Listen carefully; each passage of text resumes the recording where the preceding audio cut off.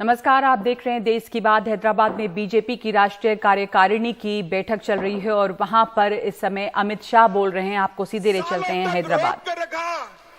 जब 2014 में लगा कि मोदी जी आने वाले हैं, आंध्र प्रदेश का विभाजन किया और मित्रों, विभाजन भी ऐसे किया कि दोनों राज्यों के बीच में कभी न मिटने वाली कटुता करी। अटल जी ने भी 3 राज्य बनाए थे, झारखंड बनाया, उत्तराखंड बनाया, छत्तीसगढ़ बनाया, कहीं कटुता नहीं हुई। कांग्रेस ने दोनों राज्यों को लड़ाने का काम किया और वो आग को भुनाकर केसीआर ने सत्ता हथियाने का काम किया। माताओं, भाइयों, बहनों, केसीआर का पार्टी का निशान क्या है? केसीआर की पार्टी का निशान क्या है? जोर से बोलो, क्या है? गाड़ी है ना? गाड़ी है ना? निशान गाड़ी केसीआर का है, सरकार गाड़ी की है, मगर इसका स्टीयरिंग ओवैसी के हाथ में है। मित्रों, मुझे बताइए, जिस सरकार का स्टीयरिंग ओवैसी जैसे कौमवादी लोगों के हाथ में है, वो जनता का भला कर सकती है क्या? जोर से बोलिए, कर सकती है क्या? मित्रों, आज मैं भाग्यनगर हैदराबाद में खड़ा हूं। पूरा देश जानता है, सरदार पटेल न होते तो आज हैदराबाद भारत का हिस्सा न होता। जब तेलंगाना राज्य का आंदोलन चलता था, केसीआर कहते थे कि हम हैदराबाद विमोचन दिन मनाएंगे। बताइए भाग्यनगर वालों, हैदराबाद विमोचन दिन केसीआर ने मनाया है क्या? जोर से बोलो, मनाया है क्या? केसीआर जरा बताओ क्यों नहीं बनाया है? आप तो नहीं मना बताओगे, मैं बताता हूं। वो हैदराबाद विमोचन दिन इसलिए नहीं मनाते कि ओवैसी से डर लगता है, ओवैसी से डर लगता है। भाइयों बहनों, एक बार मोदी जी के नेतृत्व में भारतीय जनता पार्टी की सरकार बनाई है। हम डंके की चोट पर हैदराबाद विमोचन दिन मनाएंगे, हम किसी से नहीं डरते। भाइयों बहनों, यहां इतने सारे युवा हैं, आपको मैं पूछना चाहता हूं, 8 साल से मुख्यमंत्री है केसीआर जी, कभी सचिवालय गए हैं क्या? बताइए, गए हैं क्या? और जोर से बोलो, गए हैं क्या? क्यों नहीं जाते हैं? क्यों नहीं जाते हैं? मैं बताऊं आपको। एक तांत्रिक ने कहा है कि अगर सचिवालय जाओगे तो सरकार गिर जाएगी। मैं तेलंगाना के युवाओं को कहना चाहता हूं, जो तांत्रिकों की बात मानकर जनता के कल्याण के लिए सचिवालय नहीं जाता है, उसको मुख्यमंत्री बनने का अधिकार है क्या? जोर से बोलिए, है क्या? अरे केसीआर, सुन लो, अब मत जाना सचिवालय। अगली बार सचिवालय जाने का टाइम भारतीय जनता पार्टी के मुख्यमंत्री का है। भाइयों बहनों, मोदी जी के नेतृत्व में भाजपा शासित सभी राज्य दिन दूनी रात चौगुनी प्रगति कर रहे हैं। तेलंगाना का ऋण बढ़ रहा है, प्यास बुझती नहीं है, युवाओं को रोजगारी नहीं है, इंडस्ट्री आती नहीं है, डेवलपमेंट होता नहीं है, पूरा देश आगे बढ़ रहा है, तेलंगाना पीछे जा रहा है। यह परिस्थिति तेलंगाना के लिए अच्छी नहीं है। मैं आज इस पवित्र मंच पर से आप सभी को अपील करने आया हूं। मोदी जी भी अभी आने वाले हैं, नड्डा जी और संजय बंडी भी भाषण करने वाले हैं। मैं आप सबको अपील करने आया हूं, एक बार भाजपा का साथ दीजिए और टीआरएस की सरकार को मूल समेत उखाड़ कर फेंक दीजिए सरकार को और भारतीय जनता पार्टी की सरकार बनाइए। मैं आपको विश्वास दिलाता हूं, टीआरएस ने जो नहीं किया वो सारे वादे भारतीय जनता पार्टी पूरा करेगी, भारतीय जनता पार्टी की सरकार पूरा करेगी।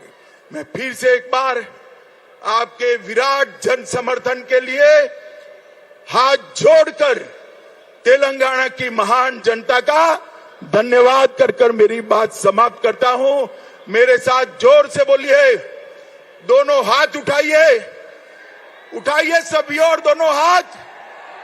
भाजपा सरकार के संकल्प की मुट्ठी भींचिए और प्रचंड आवाज से बोलिए, भारत माता की, भारत माता की, भारत माता की, वंदे वंदे।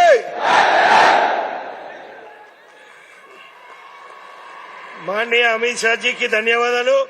ये हैदराबाद में बीजेपी की राष्ट्रीय कार्यकारिणी की जो बैठक चल रही है, वहां पर अब हैदराबाद में जो बीजेपी का मंथन है वो गृह मंत्री अमित शाह ने लोगों को संबोधित किया है और अमित शाह काफी आक्रामक तौर पर खास करके असदुद्दीन ओवैसी पर हमलावर थे, केसीआर पर हमलावर थे और कांग्रेस पर आरोप लगाया कि ये कांग्रेस ही है जिसने यहां पे इस तरह का बंटवारा किया है और बंटवारे की राजनीति यहां पर कांग्रेस ने की है। अहम यह है कि प्रधानमंत्री मोदी ने आज अपने संबोधन में यह कहा है कि हमें तुष्टीकरण खत्म करके तृप्तिकरण का रास्ता अपनाया है। हमारी विचारधारा है नेशन फर्स्ट और कार्यक्रम है नेशन फर्स्ट। इसके साथ ही प्रधानमंत्री ने अपने संबोधन में हैदराबाद को भाग्यनगर कहकर पुकारा। भाग्यनगर ये ऐसा माना जाता है, कुछ इतिहासकार मानते हैं कि कभी हैदराबाद का पुराना नाम भाग्यनगर था या बागनगर था, इस पर संशय है। उन्होंने कहा कि भाग्यनगर में ही सरदार पटेल ने एक भारत दिया था। पीयूष गोयल से जब पूछा गया कि क्या बीजेपी सत्ता में आने पर हैदराबाद का नाम बदलकर भाग्यनगर करेगी, तो उन्होंने कहा कि मुख्यमंत्री कैबिनेट सहयोगियों के साथ इस बारे में फैसला लेंगे।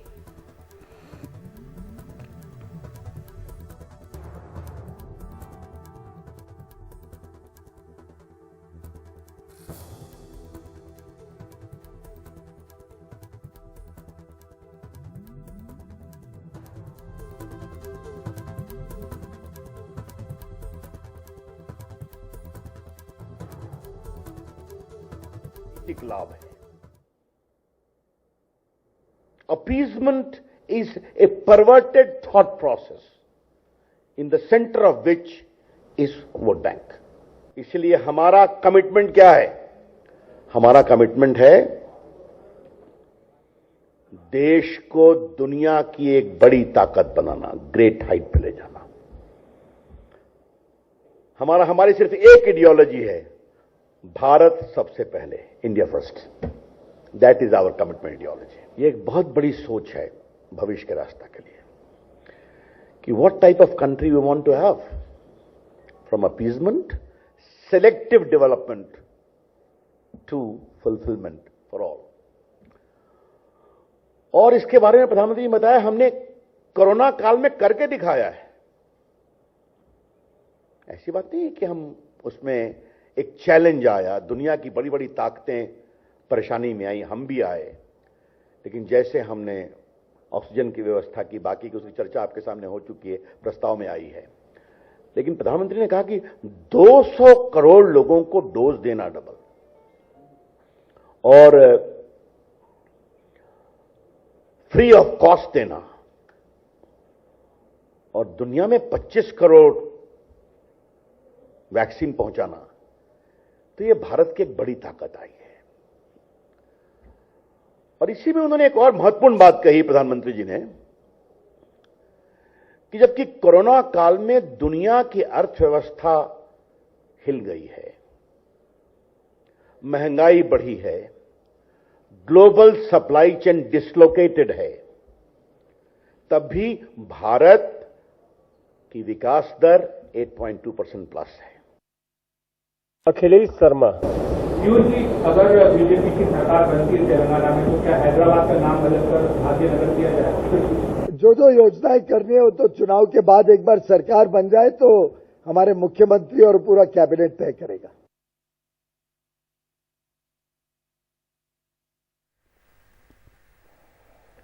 और इसके बाद अब बात करते हैं महाराष्ट्र की। राहुल नावरेकर जो हैं वो विधानसभा के स्पीकर बने हैं। बीजेपी ने राहुल नावरेकर को 164 वोट दिए हैं। बीजेपी की तरफ से 164 वोट राहुल नावरेकर को मिले हैं। राहुल नावरेकर ने राजन साल्वी को हराया है। राजन साल्वी को शिवसेना के 107 वोट मिले हैं। सदन से सपा के 2 विधायक समेत कुल 13 विधायक अनुपस्थित भी रहे हैं। नवाब मलिक, अनिल देशमुख भी सदन में रहे। विधानसभा स्पीकर के चयन के बाद बोलते हुए मुख्यमंत्री अब एकनाथ शिंदे जो बन चुके हैं, मुख्यमंत्री शिंदे ने कहा है कि कुछ लोग कह रहे थे कि 15-20 विधायक उनके संपर्क में हैं। मैंने कहा कि बताओ, मैं स्पेशल फ्लाइट से भेज दूंगा।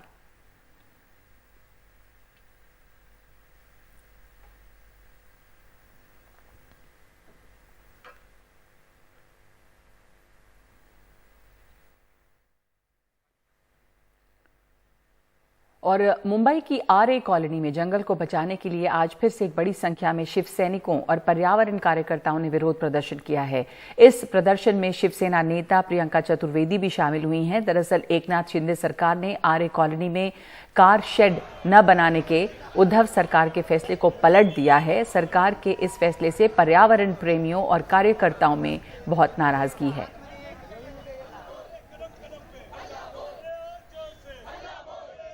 आरए को लेकर हमारी बात स्पष्ट है। जब हमारी सरकार बनी थी तब आरए के कार शेड को हमने स्टे किया था। लाइन 3 का काम जोर से शुरू था। अगर आप देखें तो कोविड काल में भी शुरू था। महत्वपूर्ण चीज यही है कि मुंबई को धोखा ना दे। नई सरकार जो बनी है उनको मैं शुभकामना तो देता हूं, लेकिन यही बात कहता हूं जो उद्धव साहब ने भी दोहराई थी, वही बात मैं दोहराता हूं कि हम पे जो गुस्सा होगा, जो हमें जो धोखा दिया है, वो मुंबई करों पे ना निकाले या मुंबई करों को धोखा ना दे। ये मुंबई के लिए अहम प्रश्न है। आरए अगर कारशेड वहां बनती है तो सिर्फ पेड़ों का सवाल नहीं है, वहां बायोडायवर्सिटी का सवाल है। आरए का जो आंदोलन है, ये जिनको पता नहीं, शायद पूरी जानकारी नहीं, ऐसे कुछ पर्यावरणवादी और कुछ छद्म पर्यावरणवादी जो स्पॉन्सर्ड है, ऐसे लोग मिलकर कर रहे हैं। सारे पर्यावरण के मुद्दे लेकर ये लोग हाईकोर्ट गए, वहां हारे। ये लोग ग्रीन ट्राइब्यूनल गए, वहां हारे। ये लोग सुप्रीम कोर्ट गए, वहां हारे। और उसके बाद सुप्रीम कोर्ट ने वहां पर कारशेड करने की परमिशन दी। मुंबई करों के हितों में विशेष रूप से ये सबसे बड़ी फीडर लाइन है। ये मुंबई का कंजेशन समाप्त करने वाली है। ये मुंबई का पोल्यूशन समाप्त करने वाली है। और अब बात जम्मू कश्मीर की। जम्मू के रियासी में एक लश्कर तैयबा का आतंकवादी गिरफ्तार किया गया है। बीजेपी का एक सक्रिय सदस्य भी इसे बताया गया है, जिसका नाम तालिब हुसैन शाह है, जिसे उसके एक साथी के साथ रियासी इलाके में स्थानीय ग्रामीणों ने पकड़ा है और उसको पुलिस के हवाले किया है। तालिब हुसैन जम्मू में पार्टी के अल्पसंख्यक मोर्चा के आईटी और सोशल मीडिया सेल का इंचार्ज रहा है। जम्मू कश्मीर के लेफ्टिनेंट गवर्नर मनोज सिन्हा और डीजीपी ने ग्रामीणों की बहादुरी की तारीफ की है। उसके लिए उन लोगों के लिए कैश इनाम का ऐलान भी किया गया है। पुलिस के मुताबिक तालिब शाह पिछले 1 महीने से उसके रडार पे था और राजौरी जिले में हुए 2 बम धमाकों और एक नागरिक की हत्या के मामले में संदिग्ध था। 9 मई को उसे जम्मू बीजेपी के अल्पसंख्यक मोर्चा का आईटी और सोशल मीडिया सेल का इंचार्ज नियुक्त किया गया था। इस पर बीजेपी के जम्मू कश्मीर के प्रवक्ता आरएस पठानिया ने सफाई दी कि ऐसे शरारती तत्व ऑनलाइन बीजेपी की सदस्यता की सुविधा का फायदा उठाते हैं और आतंकी तालिब शाह ने भी यही किया है। ऐसे लोगों की बैकग्राउंड जांच संभव नहीं है। ऐसे आपराधिक तत्व इस तरीके से बीजेपी के अंदर घुसपैठ करते हैं और उसके दफ्तरों की टोह लेते हैं। इस पर बीजेपी के शीर्ष नेतृत्व को ध्यान देना चाहिए ताकि इस तरह बीजेपी की ऑनलाइन सदस्यता लेने की सुविधा का कोई फायदा न उठा सके। तालिब हुसैन की अरेस्ट के साथ एक विषय उभर के आया है, जो बॉर्डर पार जो आतंकवादी और खासकर जो शरारती तत्व है, जो भारत में अराजकता फैलाना चाहते हैं। ये एक नया मॉड्यूल है कि भारतीय जनता पार्टी जिनकी ऑनलाइन मेंबरशिप है, बड़ा आसान है, कोई भी आदमी इसका मेंबरशिप ले सकता है, ये एक ड्रॉबैक है मैं कहूँगा। और कोई ऐसा मोड नहीं कि उस ऑनलाइन मेंबरशिप देने से पहले उसके जो क्रिमिनल या टेररिस्ट को ऐसा कैरेक्टर या ऐसे जिसे कहते हैं उसके रिकॉर्ड या एंटीसीडेंट्स भारतीय जनता पार्टी देख पाए। लेकिन एक नया मॉड्यूल है। मेरे साथ इस वक्त मौजूद हैं मेरे सहयोगी नज़ीर मसूदी फ़ोन लाइन पे। नज़ीर, ये तालिब हुसैन जो अब पकड़ा गया है वो किस तरह के गतिविधियों में इन्वॉल्व रहा है, यानी क्या उसके खिलाफ मामले हैं, क्या उसके पुलिस उसको क्यों ढूंढ रही थी, क्या उसके इन्वॉल्वमेंट रही हैं, और ये जो बीजेपी की सदस्यता उसने ली है उसके बारे में क्या डिटेल्स है? क्योंकि कहा जा रहा है कि उसने ऑनलाइन सदस्यता का फायदा उठाया, जो एक बहुत बड़ा खतरा है, पर इसका बैकग्राउंड क्या है? नगमा, दरअसल ये बीजेपी के लिए एक शर्मिंदगी की बात है कि उनका जो सोशल मीडिया हेड है, आईटी इंचार्ज है, वो एक आतंकी हमले ग्रुप का एक कमांडर निकला। और ये सिर्फ एक दिन की बात नहीं, वो मिलिटेंट था या आतंकी कमांडेंट था, कई महीनों से कई एक इंसिडेंट से मुलविस था, जो पुलिस का कहना है। और पुलिस का मानना है कि 1-1.5 महीने से उनके रडार में था, उनको शक था कि शायद ये बंदा ये कर रहा है बीजेपी पे होके भी। और सिर्फ 9 महीने, जो 2 महीने से कम का अरसा हुआ, तो वो बीजेपी ने उसको वहां आईटी और सोशल मीडिया का हेड भी जम्मू प्रोविंस के लिए बनाया, जो माइनॉरिटी मोर्चा है। तो शायद अगर कोई जमात और होती तो उन पे पूरा इल्जाम लग सकता था, लेकिन बीजेपी के प्रवक्ता जो आर एस पठानिया ने हमसे बात की, कहा कि ये सोशल जो हमारी ऑनलाइन मेंबरशिप है उसका फायदा उठा रहे हैं। चलो वो भी मानते हैं, लेकिन उसको किसने बनाया सोशल मीडिया का हेड या आईटी हेड? तो वो तो ऑनलाइन था नहीं, वो तो ऑर्डर निकला। और लेकिन जिस तरह से ये कहीं एक हमले हुए थे जम्मू में, टिक्की बॉम्ब के अटैक हुए थे, राजौरी में हमले हुए थे, एक सिविलियन की हत्या हुई थी, पुलिस का कहना है 2 टिक्की बॉम्ब अटैक्स में इसका हाथ था, उनका मास्टरमाइंड था, और एक सिविलियन किलिंग में भी इसका हाथ था। और जो वेपन जो उसने इस्तेमाल किया था वो वेपन आज बरामद भी हुआ। और ये भी शायद एक चैलेंज है इनके लिए कि लोगों ने पकड़ा इनको। वो एक गाँव में थे रियासी के, और लोगों ने आज सवेरे उनको पकड़ा, उनको रस्सियों से बांधा, और फिर उनसे 2 AK राइफल, 7 ग्रेनेड, एक पिस्टल बरामद किया, और उसके बाद इनको पुलिस के हवाले किया। पुलिस ने का एक बहुत बड़ी कामयाबी जम्मू कश्मीर प्रशासन ने, जिसमें लेफ्टिनेंट गवर्नर मनोज सिन्हा है, उसने गाँव वालों के लिए 5 लाख रुपए का इनाम का ऐलान किया, और उनकी जो जुर्रत की सराहना की। जम्मू कश्मीर के जो डायरेक्टर जनरल ऑफ पुलिस है दिलबाग सिंह, उसने उनके लिए गाँव वालों के लिए 2 लाख रुपए का इनाम का ऐलान किया है। लेकिन सबसे बड़ी बात तो यह कि 2 लश्कर के मिलिटेंटों को गिरफ्तार किया है, लोगों ने इनको कैप्चर किया, फिर पुलिस के हवाले किया। लेकिन जो लोग थे उनमें बीजेपी का एक सक्रिय और एक्टिव लीडर और सोशल मीडिया हेड भी था। जी, शुक्रिया आपका नजीर। लश्कर आतंकी जो पकड़ा गया है वो बीजेपी का सदस्य निकला है, और ये एक चिंता वाली बात इसलिए है क्योंकि शायद इसने ऑनलाइन सदस्यता भी ली थी, और पार्टी को ये अब देखना पड़ेगा, और आवाज उठ रही है कि कार्रवाई इस पर करनी चाहिए, रेगुलेशन होना चाहिए कि लोग ऑनलाइन सदस्यता लेते हैं उनके बैकग्राउंड चेक किस तरह हो सकता है। इस वक्त एक ब्रेक ले रहे हैं हम, लौटते हैं देश की बात में।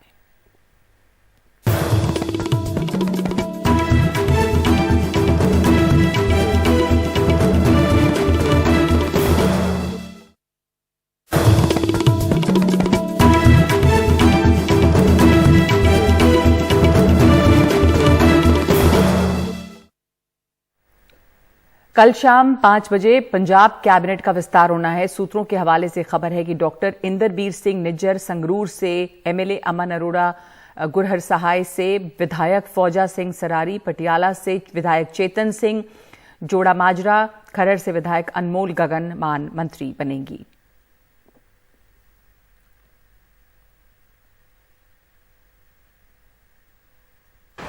पंजाब की भगवंत मान सरकार का विस्तार होने जा रहा है। सोमवार शाम 5 बजे भगवंत मान सरकार में 5 मंत्री शपथ लेंगे। सूत्रों के मुताबिक जो नाम सामने आए हैं उनमें पहला नाम है अमृतसर साउथ से विधायक डॉक्टर इंदरबीर सिंह निज्जर का। ये पहली बार विधायक बने हैं और इनको भगवंत मान सरकार में सोमवार शाम 5 बजे जगह मिल सकती है, ये शपथ ले सकते हैं। अमन अरोड़ा, ये नाम पिछली बार भी बहुत चर्चा में था क्योंकि ये दूसरी बार के विधायक हैं। संगरूर की सुनाम सीट से ये दूसरी बार विधायक बने हैं। चर्चा में बहुत थे पिछली बार, लेकिन जगह नहीं मिल पाई, लेकिन इस बार इनको जगह मिल सकती है। ये सोमवार शाम को ये भी 5 बजे जो शपथ ग्रहण समारोह होगा उसमें शपथ ले सकते हैं। फौजा सिंह सरारी हैं, ये फिरोजपुर की गुरु हरसहाय सीट है, वहां से विधायक हैं, इनको जगह मिल सकती है। चौथा नाम है चेतन सिंह जोड़ा माजरा का, ये पटियाला की समाना विधानसभा सीट से विधायक हैं। और 5वां नाम है एक महिला का, अनमोल गगन मान, जो कि मोहाली की खरड़ विधानसभा सीट से इस बार चुनाव जीती हैं। तो इनको मान सरकार में जगह मिल सकती है, मंत्रिमंडल के मंत्री के तौर पर ये शपथ ले सकती हैं। तो ये 5 नाम हैं सूत्रों के मुताबिक जो सामने आए हैं। अभी भगवंत मान सरकार में मुख्यमंत्री समेत कुल 10 मंत्री हैं और ये 5 नाम और शामिल हो जाएंगे तो संख्या वो कुल 15 हो जाएगी, जबकि पंजाब में मुख्यमंत्री समेत जो मंत्रिमंडल है वो 18 का हो सकता है। तो कुछ अभी जगह मान सरकार खाली रख रही है। साथ में ये भी इसमें हमें ध्यान रखना है कि आने वाले समय में पंजाब के अंदर स्थानीय निकाय नगर निगम के चुनाव होने हैं, जिनमें पटियाला, अमृतसर जो बड़ी नगर निगम हैं उस पर भी आम आदमी पार्टी की नज़र है। इसीलिए भी अमृतसर से भी यहाँ पर जो विधायक हैं अमृतसर साउथ से, उनको मंत्रिमंडल में जगह मिलती हुई दिख रही है। और पटियाला की समाना विधानसभा सीट से जो विधायक हैं उनको भी इस मंत्रिमंडल में जगह मिल रही है। खासतौर से ये भी बताना ज़रूरी है कि क्योंकि पंजाब की कुल 117 विधानसभा सीटों में से 92 सीटें आम आदमी पार्टी ने जीती थी, तो जो विधायक हैं उनके मंदिर अभिलाषा हो सकती है मन के अंदर और हसरत हो सकती है कि उनको भी मंत्री बनाया जाए। तो पहली बार जब मंत्रिमंडल बना था तो उसमें 10 मंत्री और 1 मुख्यमंत्री ने शपथ ली थी। उसके बाद में 1 मंत्री को हटा दिया था, उनके ऊपर खुद मान सरकार मुख्यमंत्री ने ही उनको बर्खास्त किया। खुद ये आरोप लगा उनके ऊपर, खुद भगवंत मान ने ही जानकारी दी मुख्यमंत्री ने कि इनके ऊपर करप्शन के आरोप हैं, तो खुद ही उनको मंत्री पद से हटा दिया और उनको गिरफ्तार करवा दिया। तो 1 मंत्री कम हो गया था। तो अभी जो कुल संख्या मुख्यमंत्री समेत 10 की है वो सोमवार शाम 5 बजे के बाद जब शपथ ग्रहण होगा तो कुल मिलाकर वो जो संख्या है वो 15 की हो जाएगी। Sharad Sharma, NDTV India. उत्तर प्रदेश विधानसभा चुनाव 2022 और रामपुर और आजमगढ़ लोकसभा उपचुनाव में समाजवादी पार्टी की हार के बाद आज अखिलेश यादव ने एक बड़ा एक्शन लिया है। अखिलेश ने पार्टी प्रदेश अध्यक्ष को छोड़कर सभी इकाइयों को भंग कर दिया है। इसमें सभी युवा संगठन, महिला सभा और अन्य सभी प्रकोष्ठों के राष्ट्रीय अध्यक्ष, प्रदेश अध्यक्ष, जिला अध्यक्ष सहित राष्ट्रीय, राज्य और जिला कार्यकारिणी शामिल हैं। ये सभी जानकारी समाजवादी पार्टी के ट्विटर हैंडल पर दी गई है।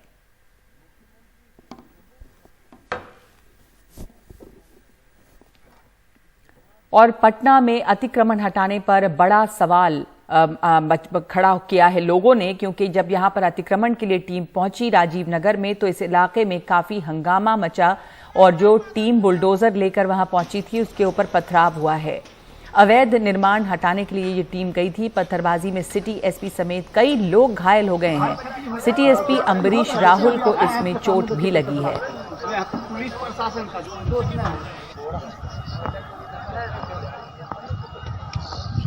कुछ जवान भी घायल हुए, सिटी एसपी भी घायल हुए और उसके बाद हम और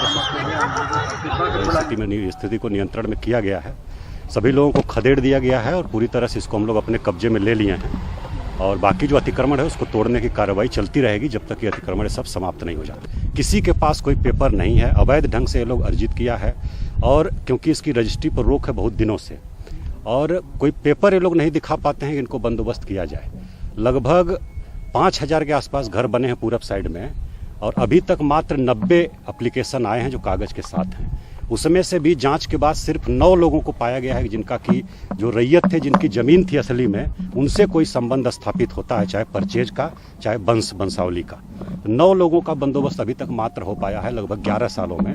किसी के पास कोई पेपर नहीं है इसका, न तो जिनकी मूल जमीन थी जिन रैयतों की, उनसे इनका क्या संबंध है, किस प्रकार उनसे प्राप्त किए हैं, ये कहीं स्टेब्लिश नहीं कर पा रहा है। ये पूरी तरह से सिचुएशन नियंत्रण में है। कुल 90 संरचना है, हमारे 40 एकड़ में लगभग 90 संरचना है, जिसमें अधिकांश बाउंड्री वाल हैं और कुछ अंडर कंस्ट्रक्शन घर हैं जिसमें कोई रह नहीं रहा है। 3-4 घर हैं बाउंड्री पर, इधर दक्षिणी बाउंड्री पर, जिसमें लोग रह रहे हैं। उनको बाकायदा सूचना दे दी गई है खाली करने के लिए, उनको हम लोग समय भी दे रहे हैं। खाली करा के हम लोग इसको पूरी तरह से तोड़ेंगे और कब्जे में लेंगे। एकदम पूरी तरह से नियंत्रण में है और चारों तरफ हम लोगों ने अपने कब्जे में ले लिया है।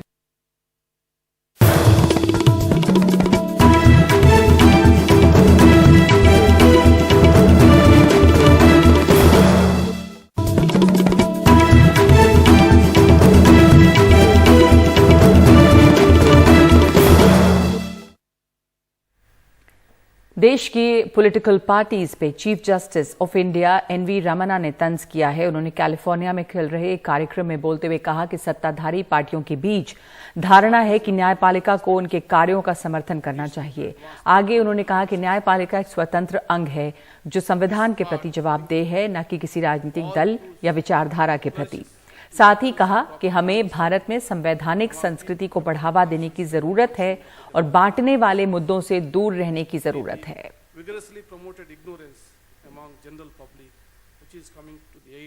The party in power believes that every governmental action is entitled to judicial endorsement. The parties in opposition expect the judiciary to advance their political positions and causes. This flawed thinking of all hues flourishes in the absence of proper understanding among people about the Constitution and the functioning of the democratic institutions. It is the vigorously promoted ignorance among general public which is coming to the aid of such forces whose only aim is to run down the only independent organ, that is the judiciary.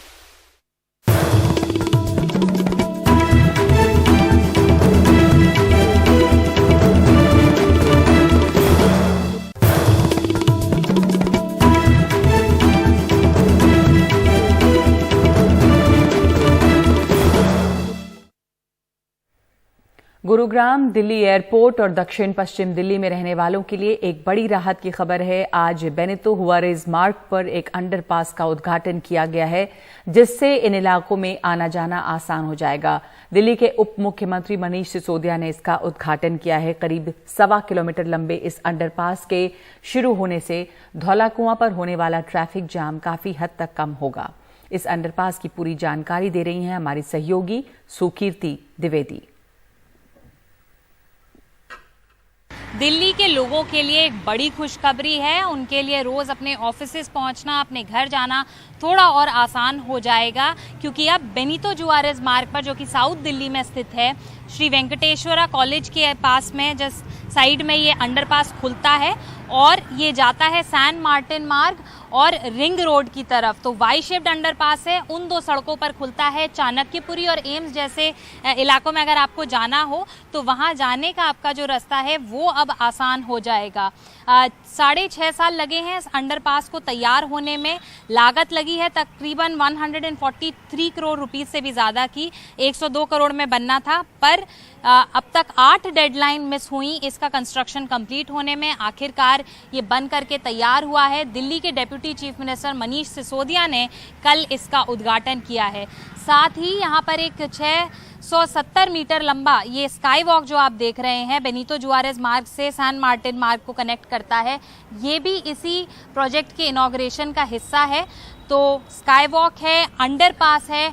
Underpass की वजह से खासी जो आपको Dhaulakuan cross करने की जो दिक्कत पेश आती थी, लोगों को ट्रैफिक से गुजरना पड़ता था, वो मुश्किलें अब आपके लिए आसान हो जाएंगी। हमारे दर्शकों को उनके ट्रैवल पे किस तरह असर पड़ेगा वो बेहतर बताने के लिए हम खुद आज इस अंडरपास से गुजरेंगे और आपको बताएंगे कि आपके लिए ये जर्नी अब और कितनी आसान हो जाएगी।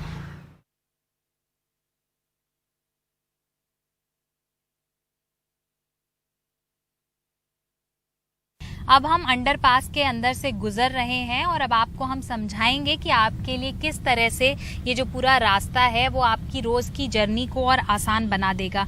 अब अगर आप बेनितो जुआरेज रोड से रिंग रोड की तरफ जाना चाहते या एम्स या चाणक्यपुरी की ओर जाना चाहते होते तो आपको धौला कुआं क्रॉस करना पड़ता, जिसके ट्रैफिक से गुजरने में आपको तकरीबन जो है 15 से 20 मिनट का एक्स्ट्रा समय लगता है अगर आप वीकडे के ट्रैफिक को झेल रहे हैं। पर इस समय अभी हम यहाँ इस अंडरपास से गुजर रहे हैं तो आगे आप देख सकते हैं ये रास्ता दो तरफ को खुलेगा। एक रास्ता आपको चाणक्यपुरी या सैन मार्टिन मार्ग की तरफ ले जाएगा और दूसरा रास्ता आपको एम्स की तरफ ले जाएगा, रिंग रोड की तरफ लेकर के जाएगा, आश्रम रोड की तरफ लेकर के जाएगा।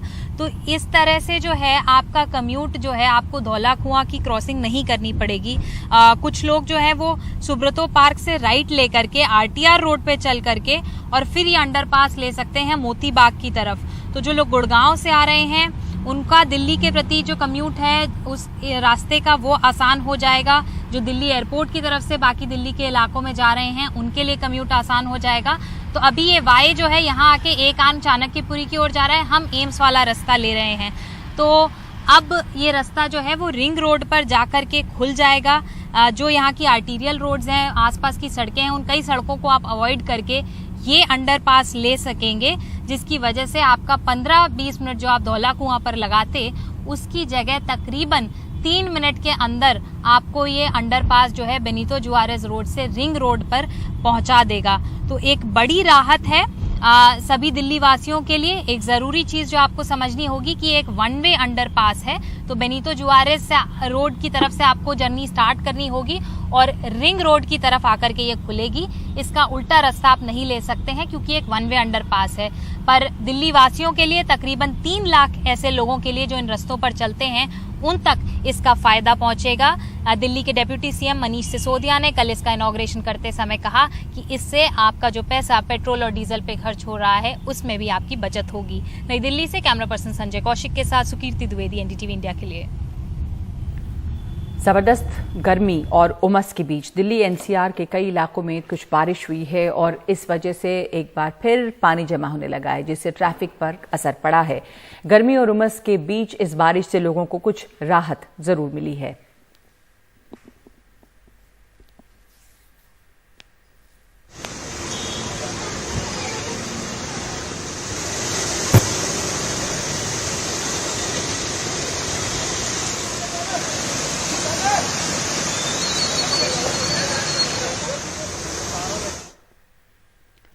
तो देश की बात में इस वक्त के लिए इतना ही। नमस्कार।